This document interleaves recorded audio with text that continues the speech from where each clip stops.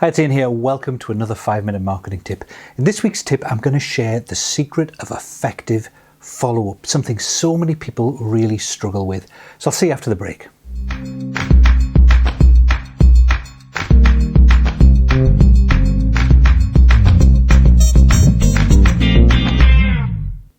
Hi, welcome back. So I'm sure you've been in this position yourself. I know I have, where you've had a meeting with a potential client and you've talked about an opportunity to work together, or you've submitted a proposal, or you've done something else with a client where they've said they'll get back to you.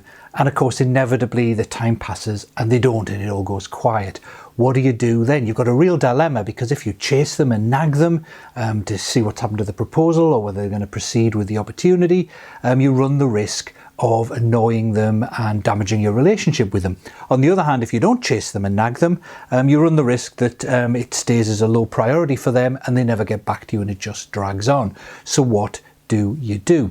Well, the secret is you have to go back to basics, and the real problem here is that if the only time you're communicating with clients and potential clients is whenever you need something from them, so you're nagging them, you're chasing them, you want to ask a favour, then you've got a real problem, because then over time they'll come to see every communication from you as a kind of issue for them, something they've got to do work with. They'll come to dread them, or kind of at least cringe whenever they see your name appearing on an email or your phone number appearing when you've called them, and they'll end up avoiding you. What you want to do instead is be in a position where they're looking forward to emails and phone calls and other communications from you. And you do that by regularly communicating with them in a value-added way all the time, not just when you want something. So what do I mean by that? Well, I mean, firstly, prioritizing your potential clients, and your clients, of course, as well, and business partners, but let's talk about potential clients here. And let's say you categorize them and you figure out there are 10, out of all the people you've met, there are 10 really high potential clients who you'd really like to communicate with at least once a month.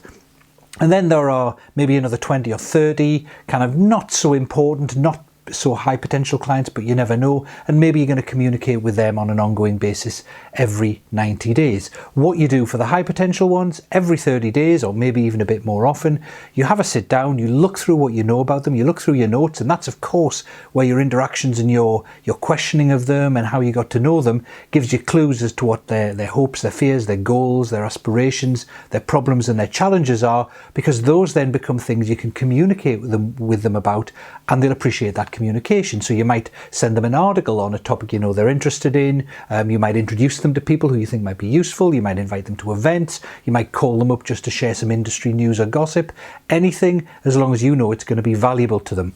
And you try and do that once a month for your top priority potential clients, and you try and do that at least once a quarter for the rest, that 20 or 30 of the other ones.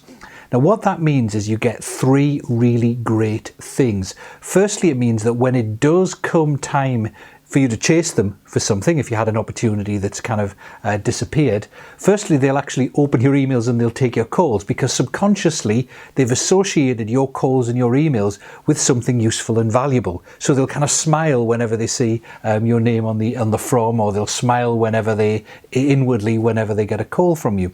Secondly, because you've given all this great value to them over time, they'll feel they owe you a favour, so they're much more likely to take that call, open the email, and actually do something, actually respond to you. Finally, if you continue to add value, and you actually add value in the email or the communication where you are chasing them, so instead of just saying, asking about the progress of that opportunity, you actually send them something useful. So let's say you had an opportunity, you were talking to them about manufacturing cost reduction, then what you do, instead of chasing to say, are you still interested in that opportunity, you actually send them an article you've written about manufacturing cost reduction, or link to a benchmarking study or some other useful information. And then at the bottom you say, oh, by the way, are you still interested in progressing that opportunity? What it means is you've continued to add value, you've continued to build goodwill, and you've built credibility that helps position you for that opportunity even more. So all those 3 things added together mean it's much more likely that you're going to end up being responded to, and of course you're going to win the business at the end of the day. In many ways, it's a lot like the Branson meetings I talked about in last week's 5-minute marketing tip. With Branson meetings, what you're trying to do is position yourself as a really valuable person to have a meeting with. Here, what you're trying to do is regularly communicate in value-added ways to your highest potential clients and prospects so that they see communications from you as being value added, so they'll look forward to receiving them, they'll respond to them, and they'll interact with you, and they'll view you very favorably. So make sure you're doing that. Make sure you're adding value in your communications on a regular basis to your highest potential prospects and clients. If you're looking for some ideas on how to do that, the 21-word email, which many of you may have, and if you haven't, there are kind of opt-in forms all over the website for you to sign up and get that. That'll give you some great ideas on how to resurrect some old relationships and get back in touch in a value-added way. And the follow-on from that, the Reignite program, which is a paid program I have, I'll give you a whole bunch more ideas for different situations and give you detailed training on that. So do take a look at those. And I'll see you next week. Cheers.